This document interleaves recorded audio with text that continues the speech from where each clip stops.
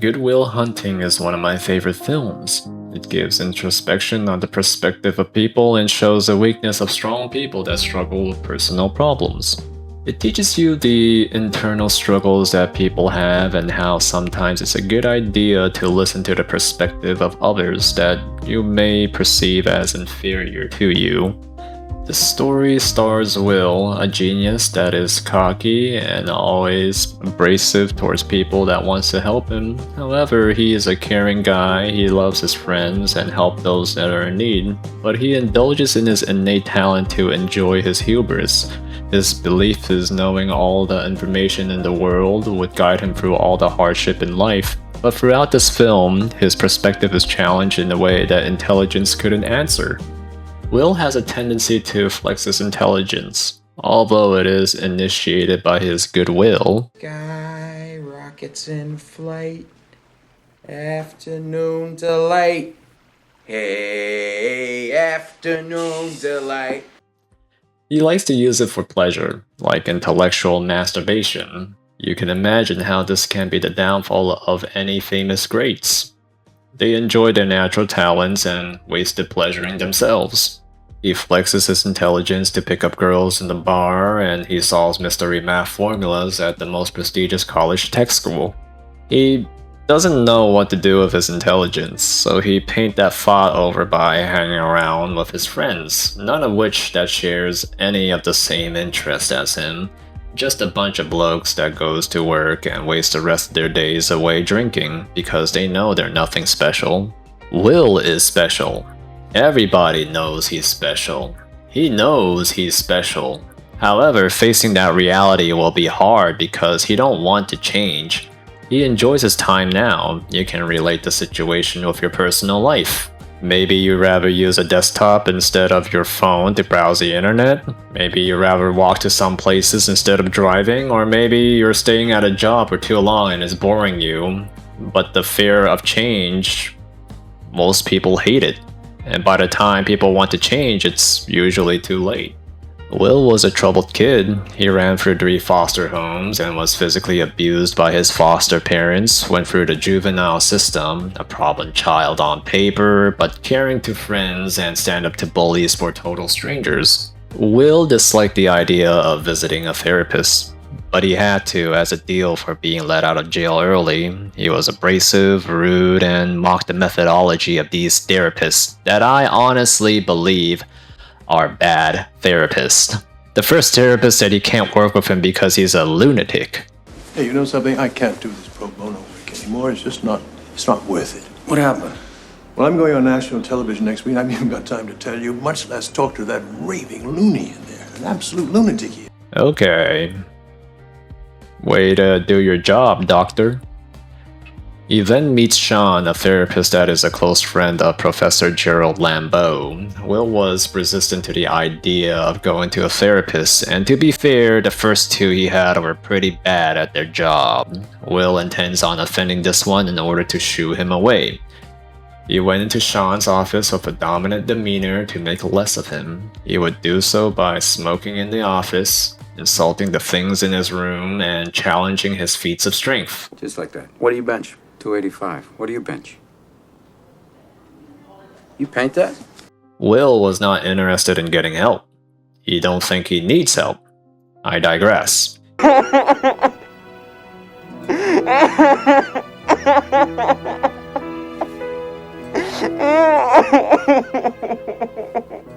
He made the decision to cause destruction, and he wants to take it as far as possible.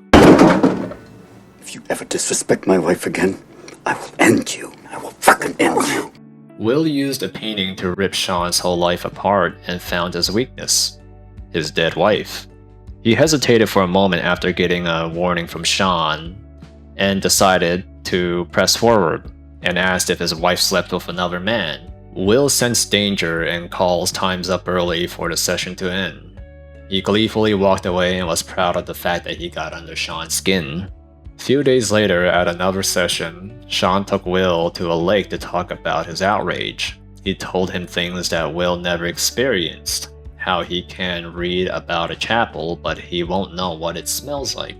He talked about how his best friend died in his arms in a war and how Will was never near one, and how he watched his wife slowly die on the hospital bed and is still cursed to mourn her death after 2 years. Will never had any of these experiences before. Anyone without these experiences can still understand that these are horrible events. Will learned that he took this aggression too far, mocking Sean's wife. Sean used this moment to teach Will vulnerability. He opened up about his sensitivities that anyone can respect, and it's this vulnerability that made Will humbled. During the healing process, Will was not the only one getting therapy. Will didn't want to take any risk to learn more about his girlfriend because in his eyes, she is perfect, and he doesn't want to ruin it. It's funny, a genius wouldn't figure out that nobody is perfect. But Sean broke the suspense and told Will that nobody is perfect, and Will should just move on to the next step of the relationship. Sean described this way of thinking as super philosophy, meaning Will learns from other philosophers in order to avoid all paths that may lead to bad results, even though there's a good chance that things might go well. This way of thinking is toxic to personal growth, because it prevents people from making mistakes that can help a person mature. Will was not the only one getting therapy. Sean was also getting therapy through Will as well. Sean was questioned that you should get remarried. Sean insisted that his wife is dead, which is not a reason at all, and then Will said, hence, the word remarry. And again, Sean insisted that his wife is dead. Will used Sean's super philosophy analogy against him and said, well, that's a super philosophy shot. That way you can go the rest of your life without knowing anyone. Will was right. Sean knew he was right. Those words hurt Sean because he was unknowingly using the super philosophy mechanism on himself, even though he was diagnosing Will with the same mechanism. Will's fear stems from facing the problem that intelligence can't fix. The reaction a person may have, how they will judge you based on your background and personality quirks. Will can't control how a person thinks with his intelligence. He fears losing control. And in order to get a connection with someone, he will also face another fear, and that is to be vulnerable. He remains reclusive as he doesn't like the idea that being vulnerable will expose him to more fears. So he remains in his comfort zone. He dates this girl once in the blue moon to keep the relationship on a honeymoon stage.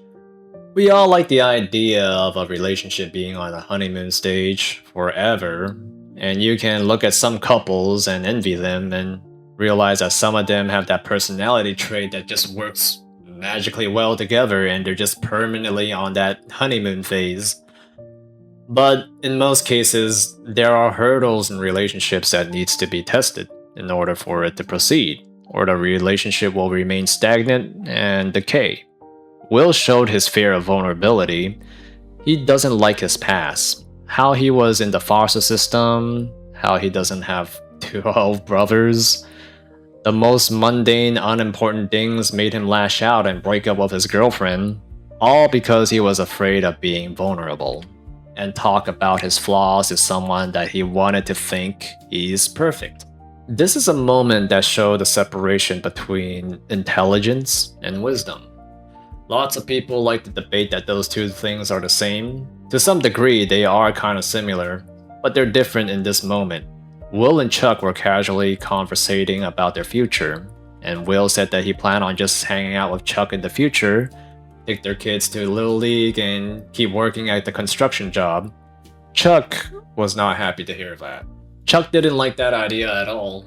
He didn't like how Will is wasting his talent in the construction zone and wasting his life away. He told Will that he's gonna wake up tomorrow and he's gonna be 50 years old, doing the same shit. That's fine. That's alright. You're sitting on a lottery ticket. You're too scared to cash it in. That's bullshit. Because I'll do anything to have what you got. So would any of these guys. It would be an insult to watch if you're still here. Anything around here is a waste of your time.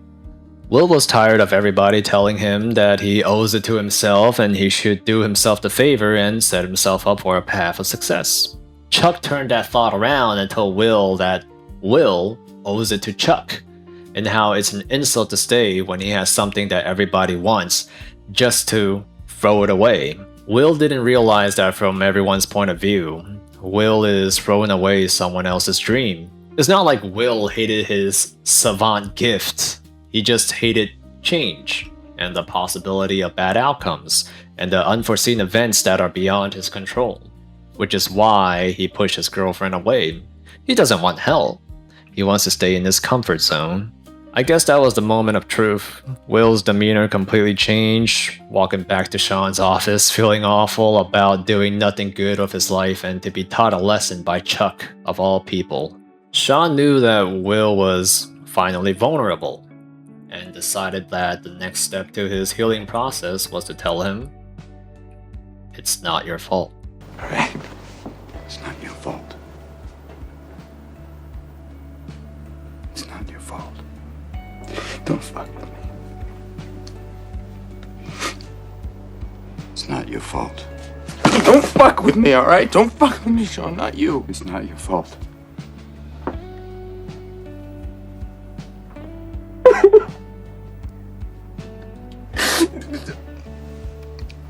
It's not your fault.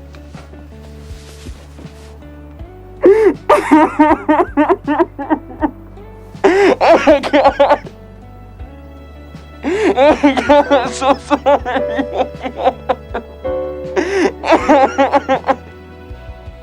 And well, Sean never went against Will's ideology. Sean acted as Will's inner thoughts. He never argued with Will about insulting his wife, he just explained it in a way that anyone can understand. Returning fire and insulting Will back is what he wanted, but making him feel like the bad guy is more effective in getting under his defensive layers. Sean needed Will to be vulnerable. If Will had his guard up, there would be no chance for a breakthrough, and I think this is what a good therapist does. I think the message of this story is to tell its audience to move on. When you feel something has consistently gone wrong, move on. Will was encumbered by his refusal to be vulnerable. He kept his thoughts bottled up from Sean because he don't want to be opened up for healing. He's comfortable in his mental bubble, and the trauma from getting beat by his foster father left him with scars that made him embarrassed of his past. He felt no control in his life, so he just stayed away from anything that could challenge him, like his girlfriend or any job opportunities that Professor Gerald tried to get him. Everything that was bad that happened to Will was beyond his control, which is why Sean told him repeatedly, "It's not your fault." This is not exclusive to childhood trauma. You can apply this mentality to your job. If you think your job is robbing you of your joy and you feel like you don't belong there, start looking for a new one. Use your PTO for interviews if you have to, and keep looking. It might not be better, but that's the kind of uncertainty that prevented Will from moving on. You can also apply this to your friends. You may be having a fun time with your friends, but at some point, it's time to move on and start your own passion. Instead of using your free time to drink with your buddies, you can use your free time to pursue your hobbies and do what you're meant to do. Your friends will always be around. They will always welcome you with open arms. I don't doubt it. Sean gave up his chance to see a baseball game with his friends in order to see a girl that became his wife. Everything you enjoy will always be around. You can come back to them when your journey ends.